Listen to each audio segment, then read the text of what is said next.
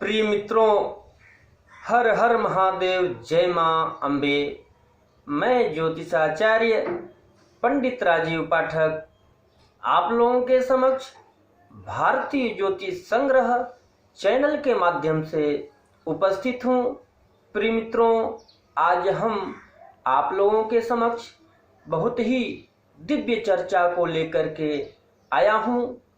प्रिय मित्रों, आज हम आप लोगों के समक्ष चर्चा करेंगे कि मन को शांत कैसे किया जाए। मन अगर अशांत है, इसके पीछे क्या कारण है। प्रिय मित्रों, भारतीय ज्योतिष शास्त्र के अंतर्गत हमारे ऋषियों ने बहुत ही सुंदर ढंग से विश्लेषण किया है। आइए हम विचार करते हैं।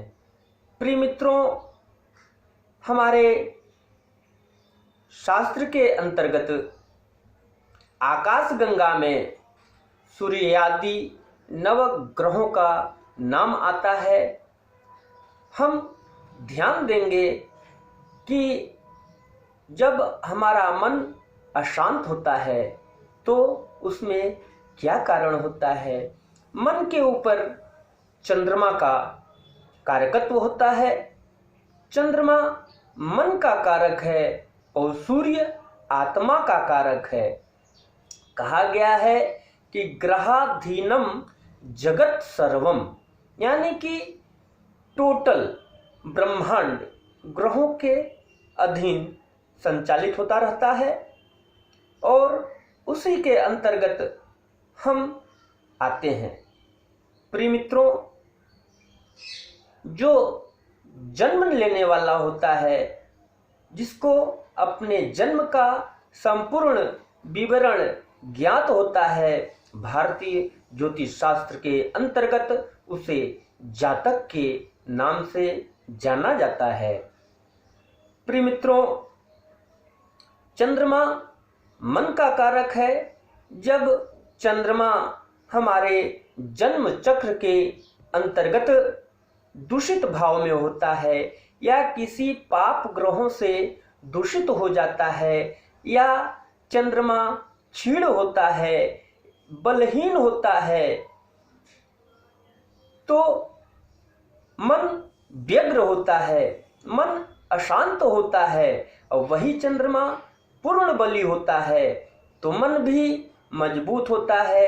हमारा आत्मबल भी सूर्य के कारण, सूर्य के रश्मियों के प्रभाव के कारण सकारात्मक ऊर्जा हमारे शरीर पे पड़ती है, जिससे हमारा आत्मबल मजबूत होता है और मनोबल के लिए चंद्रमा होता है।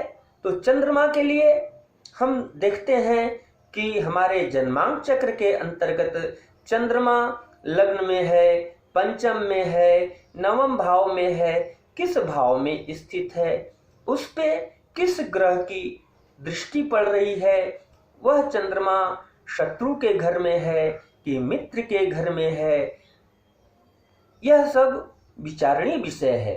प्रिय मित्रों, अब अगर मान लीजिए हमारे जन्मांक चक्र के अंतर्गत चंद्रमा दूषित अवस्था में होता है तो हमारा मनोबल दुर्बल होता है, मानसिक स्थिति डमाडोल रहती है और हम मानसिक स्थिति को लेकर के हम स्थिर नहीं रहते हैं। मन में उद्विग्नता बनी रहती है, मन चंचल रहता है। प्रिय मित्रों, अगर चंद्रमा का अंश कम हो अथवा चंद्रमा दूषित हो अथवा चंद्रमा पाप ग्रहों के प्रभाव में पड़ गया हो तो चंद्रमा अपना सकारात्मक प्रभाव जातक के ऊपर नहीं दे सकता है। हमको चंद्रमा के विषय में विचार करना पड़ेगा और चंद्रमा को बल देना पड़ेगा, चंद्रमा को प्रसन्न करना पड़ेगा। चंद्रमा से सकारात्मक ऊर्जा लेने के लिए हमको वैसी क्रियाएं करनी पड़ेंगी। प्रिय मित्रों, अगर आपका मन अशांत है, मन स्थिर नहीं है, मन चंचल रहता है, मन एक जगह स्थिर नहीं रहता है, तो उसके लिए आपको, जैसे हमारे यहाँ 7 वारों की गणना होती है, सूर्यवार, चंद्रवार, मंगलवार, बुधवार, बृहस्पतिवार, शुक्रवार, शनिवार। तो चंद्रमा, सोमवार को चंद्रमा का नाम आता है और चंद्रमा को धारण करने वाले स्वयं शिव जी हैं, नारायण हैं कृष्ण के रूप में। तो सर्वप्रथम हम वार पे विचार करते हैं कि सोमवार के दिन चंद्रवार कहा जाता है उसे, और कहा गया है कि शिव शक्ति समायोगात जायते सृष्टि कल्पना, यानी कि चंद्रमा स्त्री कारकत्व है। चंद्रमा मन को चंचल भी करता है, चंद्रमा मन को स्थिर भी करता है और चंद्रमा मन को उद्विग्न भी करता है।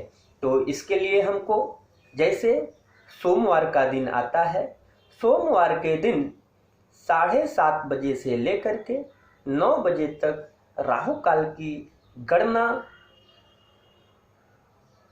स्थूल रूप से की जाती है। तो मित्रों, 7:30 से पहले, प्रातःकाल 7:30 से पहले हमको चंद्रमा के निमित्त आप थोड़ा आटा ले लीजिए, उसमें चीनी मिला दीजिए, उसका आप जैसे पूड़ी बोलते हैं, मीठा पूड़ी बना लीजिए। मीठा पूड़ी बना करके उसे ठंडा करके आप गाय माता को उसे खिला देवें और जल भी साथ में पिला देवें। इससे हमारे मन पे, मस्तिष्क पे सकारात्मक ऊर्जा प्राप्त होगी। जैसा कि आप सभी लोग जानते हैं कि गाय माता के शरीर के अंदर समस्त भागों में सभी देवताओं का वास बताया गया है। हम अगर गाय की सेवा करते हैं तो चंद्रमा प्रबल होता है और सकारात्मक ऊर्जा, जिस भी व्यक्ति के द्वारा गाय को मीठा पूड़ी खिलाया जाता है, गुड़ खिलाया जाता है, गुड़ से मिश्रित जल पिलाया जाता है, तो चंद्रमा का सकारात्मक ऊर्जा हमारे शरीर पे पड़ता है और हम मन से बली होने लगते हैं। हमारा मन यानी कि मनोबल मजबूत होता है। जब मनोबल मजबूत होगा तो मन स्थिर होगा और मन स्थिर करते हुए हम कोई भी कार्य का निर्णय लेते हैं, उसमें आत्मबल की आवश्यकता होती है। आत्मबल के लिए स्वयं साक्षात सूर्य नारायण की आवश्यकता होती है। तो सूर्य नारायण आपके सामने, आप कहीं भी रहते हैं, प्रत्यक्ष रूप से दिखते हैं। आप तो नंगे आंखों से सूर्य नारायण को नहीं देख सकते हैं, तो आप नेत्र बंद करके सूर्य नारायण को नमन करें और उनको जल प्रदान करें, यानी कि दिया हुआ जल वाष्प बन करके उन तक पहुंचता है और रिटर्न रूप में सकारात्मक ऊर्जा हमारे शरीर पे पड़ती है। तो आत्मबल और मनोबल जब हमको मिल जाता है तो इस शरीर के द्वारा, हमारे द्वारा कोई भी क्रियाएं की जाती हैं, वह 100% सकारात्मक ऊर्जा देती है और हम अपने कार्यों में सफल होते हैं, प्रसन्न होते हैं और जो भी हमारे अभिष्ट कार्य होते हैं उसमें हम प्रगति करते रहते हैं और हमको किसी भी प्रकार की कोई दुविधा नहीं रहती है। और भी उपाय है, हमारे करने के ऊपर निर्भर करता है। हमको इसके लिए प्रातःकाल सूर्योदय से पहले उठना पड़ेगा। सूर्योदय से पूर्व उठने के उपरांत हमको क्या करना है, जैसे हम जहाँ भी शयन करते हैं, शयन करने के बाद हम उठते हैं तो अपने हथेलियों का, जो दोनों हथेली है उसका अंजलि बना लें। अंजलि बना करके हम हथेली को देखें, दिव्य नेत्रों से हम देखेंगे तो हथेली की जो रश्मियां हैं, हमारे नेत्र और हथेली के बीच में जो गैप रहता है, वह हमारे शरीर में सकारात्मक ऊर्जा प्रदान करता है और हमारा शरीर हृष्ट पुष्ट और स्वस्थ रहता है।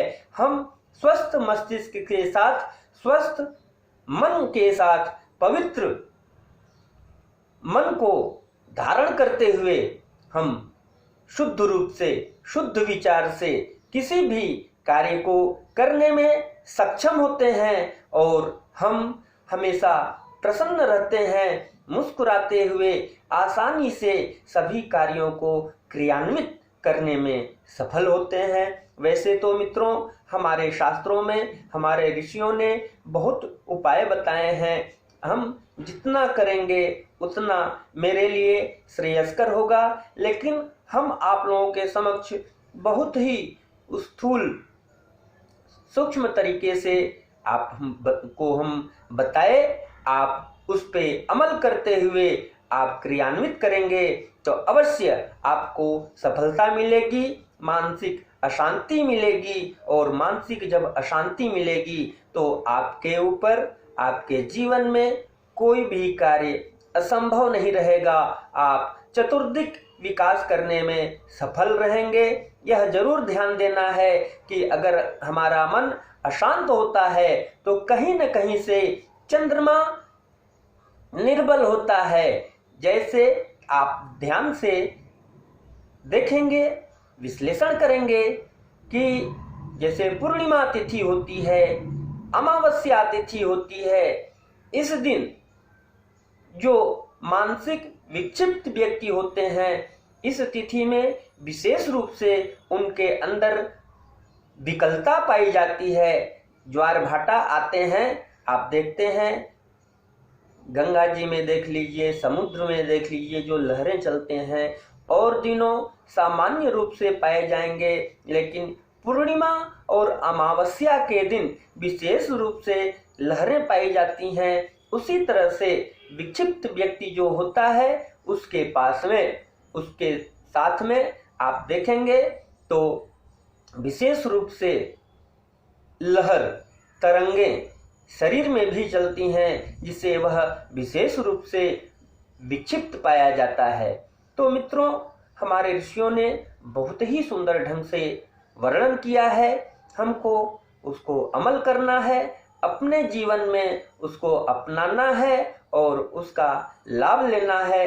प्रकृति ने हमको सब कुछ दे रखा है, लेकिन हमको उसे सही ढंग से, सही समय पे करते हुए जीवन का आनंद लेना है और अपने शुभ चिंतकों को, परिजनों को, रिश्तेदारों को आनंदमय करना है, आनंदमय जीवन व्यतीत करना है। इसीलिए हम चंद्रमा और सूर्य के ऊपर प्रकाश डाले हैं कि आप चंद्रमा और सूर्य को ध्यान में रखते हुए आप इनसे संबंधित आप कार्य करें, सकारात्मक ऊर्जा प्राप्त करें और अपने वाणी के माध्यम से, अपने कर्म के माध्यम से एक दूसरे को आप उत्साहित करें। मित्रों, जब आप स्वयं उत्साहित नहीं रहेंगे तो एक दूसरे को उत्साहित कैसे करेंगे? तो इसके लिए आपको सबसे पहले स्वयं सकारात्मक ऊर्जा लेना है और अपने वाणी के माध्यम से,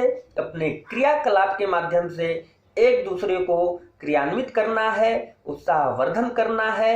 हम आप लोगों के लिए शुभकामना हमेशा यही रखते हैं कि सर्वे भवन्तु सुखिनः, सर्वे सन्तु निरामया, सर्वे भद्राणि पश्यन्तु, माँ कश्चित् दुख भाग भवेत्। आप स्वयं खुशहाल रहें, अपने शुभ चिंतकों को, परिजनों को, सबको खुशहाल रखें, जीवन का आनंद लें। प्रकृति ने जो आपको जीवन दिया है उसको आनंदमय जीवन महसूस करें। मित्रों, भारतीय ज्योतिष संग्रह इसी तरह से दिव्य चर्चाओं को लेकर के आता रहता है। आपको किसी भी प्रकार की दुविधा होती है तो भारतीय ज्योतिष संग्रह चैनल में आप मैसेज डाल सकते हैं, मैसेज लिख सकते हैं, परामर्श ले सकते हैं। इसमें आपको किसी भी तरह की कोई भी संकोच नहीं करना है।